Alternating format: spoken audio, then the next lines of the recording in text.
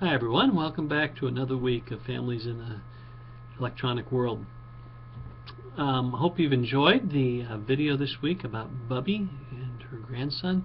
I always like watching that little piece because I think it's kind of a sweet little story, but also kind of tells about how we bridge the technology between, or use technology to bridge the gap between generations.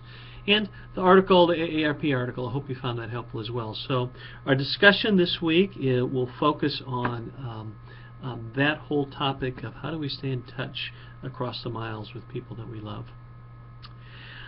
For the next section of the course, so for the readings and videos for this week, and that will be the discussion starting the week of October 5th, we're going to switch gears, and we're going to begin starting to talk about couple relationships. And for several weeks, we'll be focused on couple relationships.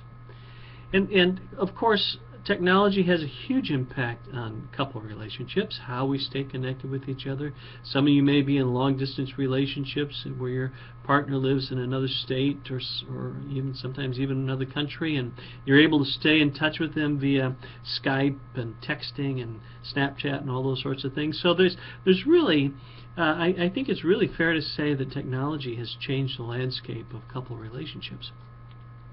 And one of the ways it has done that is at the very beginning of relationships, how they are formed.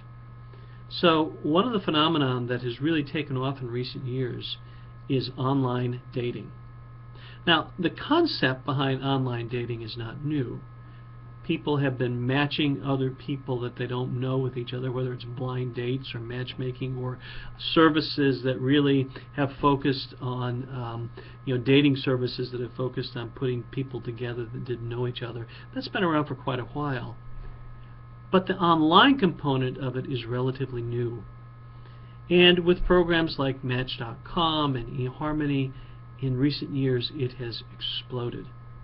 So at one point in time, if you met somebody and you asked them, so how did you meet, and they had met online, they might be kind of almost embarrassed about it, almost like, well, we met online, and as if to apologize for it.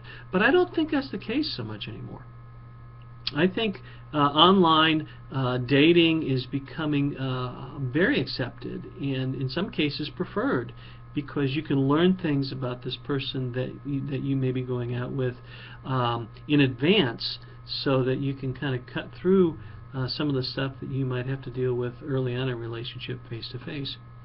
So the resources this week are going to deal with the notion of online dating, and then as I said, the discussion the week of October 5th will be about that.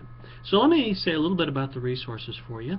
There are the first thing I'd like for you to do actually is take a quiz, an online quiz. I guess it fits with online dating, right? But there's a brief quiz. I'll set the link will be on the front of the D2L page, and it measures your own attitudes toward online dating.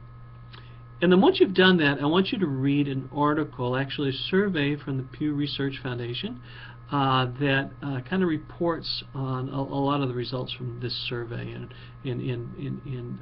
reports on people's attitudes toward online dating. And I'll give you a little bit of a hint here.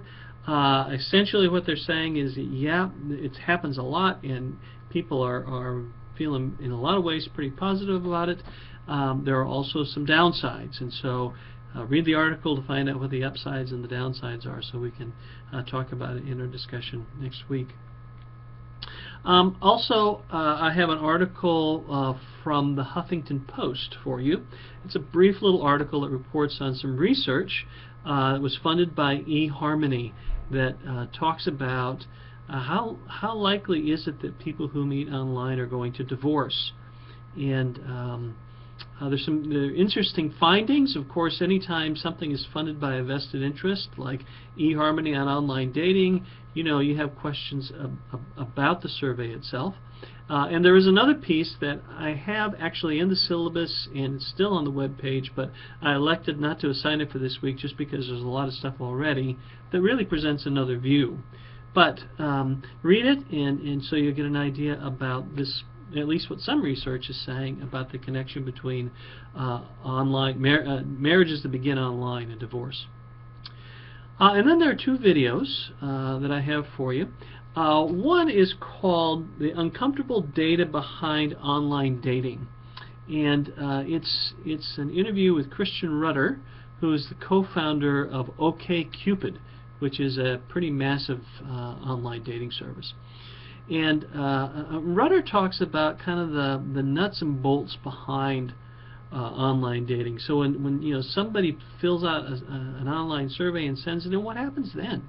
And how do they connect people with one another? And it's not really a romantic process. It's really a pretty mathematical process with lots of algorithms where they're dealing with a ton of data and they're trying to connect people who they think would be well suited for one another. And then the final video is called Cracking the Online Code, or the Online Dating Code. And it's an interview that was conducted on CBS or ABC or one of those stations about a woman named Amy Webb, who is herself kind of a technology geek. And but she was using online dating services and was not finding that she was really getting the results that she wanted. And so she decided that she was going to take a different approach to it, and when she did, she discovered that things began to change for her pretty markedly. And so this little piece is about her. It's 4 or 5 minutes long. It's about how she made the switch to look at online dating in a new way. She also has a TED Talk. I didn't put that one up. It's about 10 or 15 minutes. But if you get interested in what Amy Webb has to say, you might want to check out her TED Talk as well. Okay, I think that's all I have for you today, so I'll look forward to seeing you online.